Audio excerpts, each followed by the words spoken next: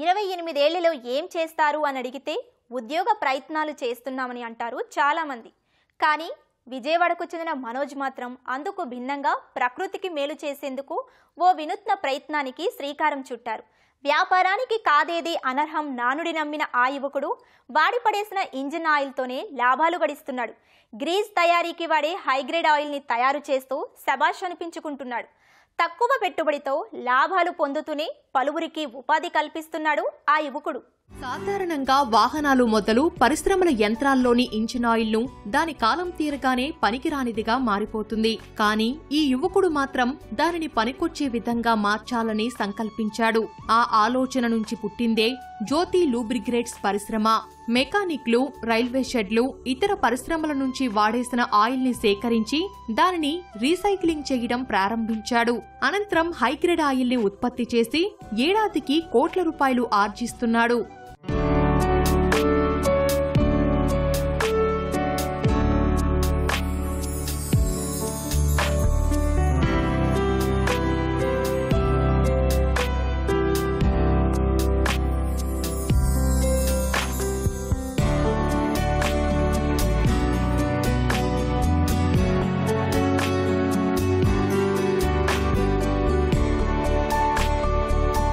యువకుడి పేరు మనోజ్. విజయవాడ స్వస్థలం. బీటెక్ లో కంప్యూటర్ సైన్స్ పూర్తి చేశాడు. మంచి ఉద్యోగం వచ్చే అవకాశం ఉన్నప్పటికీ వారసత్వంగా వచ్చిన పరిశ్రమనే అభివృద్ధి చేసుకుంటూ పర్యావరణానికి పాటుపడుతున్నాడు. వేస్ట్ అనుకున్నది ఏదీ వేస్ట్ కాదని వాడేసిన ఆయిల్ ని రీసైక్లింగ్ చేస్తూ పలువురికి ఉపాధిని కల్పిస్తున్నాడు.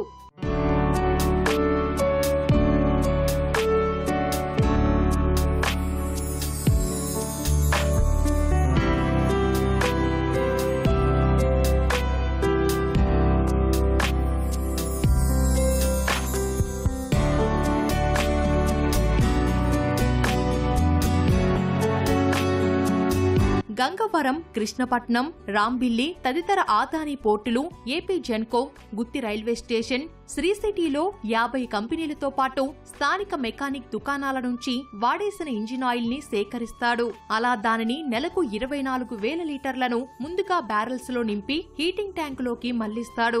120 డిగ్రీల ఉష్ణోగ్రత వరకు వేడి చేసి అందులో నీరు, ఇతర వ్యర్థాలు తొలగిస్తామని చెబుతున్నాడు మనోజ్. అక్కడ నుంచి మరో హీటింగ్ ట్యాంకులోకి మార్చి 300 కేజీల బెంటో నైట్ పౌడర్ కలిపి 250 డిగ్రీల దగ్గర వేడి చేస్తాడు. ఆ తర్వాత కూలింగ్ ట్యాంకులోకి మార్చి 100 డిగ్రీల వరకు చల్లబరుస్తాడు. అనంతరం ఫిల్టర్ చేస్తే హైగ్రేడ్ ఆయిల్ తయారవుతుందని చెబుతున్నాడు మనోజ్. యూజ్డ్ ఆయిల్ అనేది కలెక్షన్ అనేది మాకు వచ్చేసి ఆదాని పోర్ట్స్ అను Sri City industries, AP Gencos power plants నుంచి వస్తాయి. అది తీసుకొచ్చి మేము ఇక్కడ వచ్చేసి రీసైక్లింగ్ చేయటం ఉంటుందండి. అది మళ్ళా మేము విడిగా మార్కెట్లోకి తీసుకెళ్తామని గ్రీజ్ మ్యానుఫ్యాక్చరింగ్ యూనిట్స్కి ఇంజిన్ ఆయిల్ విడిగా వాళ్ళ బ్రాండ్స్ వేసి అమ్ముకునే వాళ్ళకి మేము సప్లై ఇస్తామని. ఫస్ట్ వచ్చేసి యూజ్డ్ ఆయిల్ని మేము 120 డిగ్రీస్ వరకు హీట్ చేస్తామని. అప్పుడు వాటర్ కంటెంట్స్, మాయిశ్చర్ కానీ హెవీ కార్బన్ కంటెంట్స్ కానీ ఈ ట్యాంక్ బాటమ్కి సెటిల్ అయిపోతాయండి. సో దాని తర్వాత వేరే ట్యాంక్కి ట్రాన్స్ఫర్ పెడతామని. ట్రాన్స్ఫర్ పెట్టాక up to 250 degrees in the presence of bentonite powder మేము వెళ్తాం. వెళ్ళిన తర్వాత మాకు ఆయిల్ అనేది ఫామ్ అవుతుందండి. ఈ బెంటోనేట్ పౌడర్ అనేది న్యాచురల్ రిసోర్స్, కర్ణాటక దగ్గర హిల్స్ ఫామ్ లో ఉంటుందండి. ఇది కెమికల్ ఏం కాదు, మన తినే ఆయిల్లో కూడా ఇదే వాడతారండి. ఇది మా ప్రాసెస్ అండి. వాడేసిన 24,000 లీటర్ల ఇంజిన్ ఆయిల్ ను శుద్ధి చేస్తే అందులో 14,400 లీటర్ల హైగ్రేడ్ ఆయిల్ ఉత్పత్తి అవుతుందని చెబుతున్నాడు మనోజ్. 30% స్పెంట్ ఎర్తిక్లే అనే వ్యర్థ పదార్థం వస్తే దానిని రాజమహేంద్రవరంలోని ఓ పరిశ్రమకు టన్ను 6,000కు విక్రయిస్తాడు. దాంతో పాటు వాడేసిన ఇంజిన్ ఆయిల్ ను మరో రకంగా లీటర్ 65 రూపాయలు చొప్పున విక్రయిస్తామని వివరిస్తున్నాడు మనోజ్. యాక్చువల్గా ఏంటంటే యూజ్డ్ ఆయిల్ అనేది చాలా మంది ఇంతకు ముందర డ్రైనేజ్ సిస్టంలో వీటిల్లో పారిపోసేవాళ్ళండి. దానివల్ల చాలా పొల్యూషన్ జరిగేది. ఫస్ట్ ఆఫ్ ఆల్ ఆయిల్ అనేది మన వాటర్ పైన సర్ఫేస్ మీద ఎప్పుడు తేలుతూ ఉంటుందండి. దానివల్ల ఏంటంటే ఇప్పుడు సపోజ్ మన ఫార్మింగ్ కానీ పంపిస్తే కనుక మన గ్రౌండ్కి మనం వేసే క్రాప్కి మధ్యలో ఒక లేయర్ లాగా ఫామ్ అయిపోద్దండి. సో ఏంటంటే బీడ్ భూమి కింద కన్వర్ట్ అయిపోద్ది. First of all water pollution, water బాగా కంటామినేట్ అయిపోద్దండి. స్మెల్ అనేది రోజు కార్బన్ కంటెంట్స్ డిజాల్వ్ అయిపోతూ ఉంటాయి. So water pollution, air pollution కూడా అయిద్దండి. కొంతమంది ఏంటంటే యూజ్డ్ ఆయిల్ని చెత్త కానీ ఏదన్నా ఉంటుంది కదండి, దాని మీద వేసి తగలబెడతా ఉంటారు. దానివల్ల కార్బన్ కంటెంట్స్ అనేది డైరెక్ట్ ఎయిర్లో మిక్స్ అయిపోద్ది. 1 మంత్కి వచ్చేసి మనం 24 KL అండి మాది ప్లాంట్ కెపాసిటీ. దానిలో నుంచి మేము 14,400 లీటర్స్ అనేది ఆయిల్ని మేము రీసైకిల్డ్ ఆయిల్ని జనరేట్ చేస్తామండి. రీసైక్లింగ్ ప్లాంట్ వచ్చేసరి ఒక 40 lakhsలో వచ్చేసిద్దండి. మనం యూజ్డ్ ఆయిల్ మనమే తీసుకొచ్చుకోవాలి, హజార్డస్ వేస్ట్ వెహికల్ పంపించి. దాని తర్వాత మన రీసైకిల్డ్ ఆయిల్ని కూడా మనమే ట్రాన్స్పోర్టేషన్ చేసుకోవాలండి. సో ఈ ట్రాన్స్పోర్టేషన్ ఇవన్నీ కలుపుకుంటే ఒక 1 CR వరకు పడిద్దండి. డిపెండింగ్ అపోది కెపాసిటీ పెంచుకుంటే కనుక ఎక్కువ పడిద్ది. శుద్ధి చేసిన ఆయిల్ ని ఎక్కువ శాతం వాహనాలు, లిఫ్ట్లు, ఇతర యంత్రాలకు ఉపయోగించే గ్రీజ్ తయారీకి వాడతారు. కొన్ని యంత్రాల్లో వినియోగించే టూటీ ఆయిల్ కూడా దీని నుంచి తయారు చేస్తారు.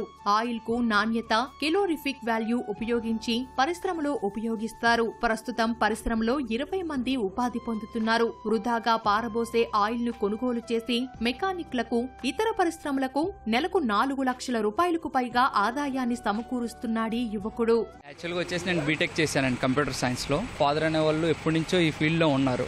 సాఫ్ట్వేర్ ఫీల్డ్కి వెళ్ళిపోవచ్చు నేను. సో ఎన్విరాన్మెంటల్ పరంగా కూడా నేను చాలా ఆలోచించి ఈ బిజినెస్లోకి వచ్చానండి. ప్రతి చోట క్యాంప్ పెట్టుకుని ప్రతి వాళ్ళకి ఇది నేను ఎంత కొంటాను, పర్ లీటర్ వచ్చేసి 20 రూపీస్కి మీరు ఎందుకు పారబోస్తున్నారు. సో పర్ బ్యారెల్ వచ్చేసి 4,000 రూపీస్ అండి. పర్ మంత్ వచ్చేసి ఒక 4,000 రూపీస్ మెకానిక్ అనేది చిన్న అమౌంట్ కాదు. వాళ్ళే ఎలాగా అవేర్నెస్ తీసుకురావటం వల్ల బాగా మంచిగా స్టోర్ చేసి మాకు ఇవ్వటం జరుగుతుంది. దీనివల్ల చాలామంది మెకానిక్స్ కూడా ఉపాధి సెకండ్ ఇన్కమ్ టైప్లో వస్తుంది అనమాట అండి. ఇంతకుముందు వేస్ట్గా పోయేది డ్రైనేజీల్లో, దానివల్ల పొల్యూషన్ కూడా బాగా ఉండేది. 30 years నుంచి మా వర్కర్స్ కానీ ఎవరైతే పాత వాళ్ళు ఉన్నారో వాళ్ళనే మళ్ళీ కంటిన్యూ చేస్తున్నామండి. ఇంకా ఎడిషనల్గా కొంతమందిని మనం వర్క్లోకి కూడా తీసుకున్నామని. ఇలాంటి యూనిట్స్ వల్ల ఎన్విరాన్మెంటల్కి మంచి ఉపయోగం అండి. ప్లస్ ఉపాధి కూడా బాగుంటుందండి. పర్యావరణ హితమైన పరిశ్రమలు స్థాపించే వారికి ప్రభుత్వం ప్రోత్సహిస్తుందని చెబుతున్నాడు కాలుష్య నియంత్రణ మండలి అధికారి శ్రీనివాస్. వినూత్నమైన ఆలోచనలు కలిగిన యువతకు అవకాశాలు కల్పిస్తున్నారు. పర్యావరణాన్ని కాపాడే పరిశ్రమలను నెలకొల్పే వారికి ఆశాజనకమైన రాయితీలు ఇస్తున్నారు. అంతేకాదు అవసరమైన స్థలం కేటాయించడంతో పాటు ఇతర సౌకర్యాలు కల్పిస్తామని వివరిస్తున్నారు. ఇండస్ట్రియల్ పాలసీలో వేస్ట్ టు ఎనర్జీకి కొద్దిగా పెద్దపీట వేశారు. అలాగనే యువతకు కూడా స్కిల్ డెవలప్మెంట్లో కూడా ఇలా ఎన్విరాన్మెంట్కి సంబంధించిన పర్యావరణ పరిరక్షణకి ప్రోత్సాహకరంగా ఉండేటువంటి యూనిట్లు ఏవి పెట్టుకోవచ్చు అనేది కూడా అవగాహన కలిగించడం జరుగుతుంది. యువత కూడా ఇలాంటి వాటికి మొగ్గు చూపుతున్నారు. యాజ్ ఏ బిజినెస్ మెన్గానే ఎంటర్ప్రైనర్గానే కాకుండా మనం కూడా పర్యావరణానికి పరిరక్షణకి ఏదో ఒక వాళ్ళ వంతు సహాయం చేశామన్నట్టుగా కూడా వాళ్ళు కూడా ఇనిషియేషన్ తీసుకొని చేయడం చాలా ఆనందదాయకము. ప్రభుత్వం సర్క్యులర్ ఎకానమీని ప్రోత్సహిస్తూ ఉంది. జీరో వేస్టేజ్ కింద ఈ ప్రోగ్రాం కింద కూడా ఏది కూడా వేస్ట్ కాకూడదు, దాని నుంచి ఏదో ఒక ప్రోడక్ట్ కానీ లేకపోతే ఎక్కడో చాట అది ఉపయోగపడే విధంగా ఉండాలనే విధంగా ప్రోత్సహిస్తుంది. స్కిల్ డెవలప్మెంట్ ప్రోగ్రాంలు కూడా కండక్ట్ చేస్తుంది. అధిక ఆదాయం పొందుతూ పర్యావరణానికి దోహదపడుతూ పలువురికి ఉపాధి కల్పిస్తూ వ్యర్థానికి సరికొత్త అర్థం తీసుకొచ్చాడీ యువకుడు. భవిష్యత్తులో వ్యాపారాన్ని మరింత అభివృద్ధి చేయడమే తన లక్ష్యమని చెబుతున్నాడు మనోజ్.